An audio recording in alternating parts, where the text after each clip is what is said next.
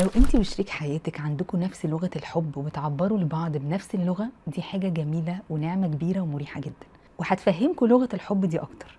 بس مش شرط تفهمكم بعض.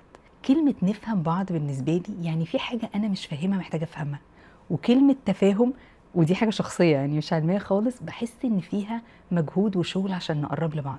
فمش مهم ومش شرط خالص ان يكون عندنا نفس لغة الحب، بس مهم جدا جدا ان انا افهم ان في لغات مختلفة غيري، وان انا اعمل المجهود عشان اقرب من شريك حياتي. كنت طول عمري لما معايا ورقه في السرير، جوزي ربنا يكرمه يجري يعمل لي شوربه، حاجه في منتهى الكرم والحنيه والجمال. بس انا كل مره كنت بتضايق وكنت بتعصب، وكنت ممكن ساعات كمان اتخانق معاه.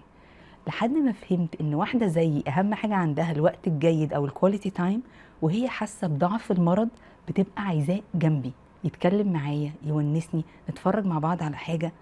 بالنسبة له قمة الحب، الواحد بيحب بالعمايل انه هيجري اول حاجة يعمل الشيء اللي محتاج يتعمل. فده بيجي معاه فهم، مش بس فهمت ان في لغات مختلفة، او حاولنا ساعات نقرب من بعض او نحب بعض باللغة اللي التاني يفضلها، بس جه كمان معاه ود ورحمة ان هو لما يعمل كده ساعات، وده طبعا هيحصل لانه طبع، ما زعلش وما اتضايقش وما احبطش، ويقلل بينا حجم المشاكل.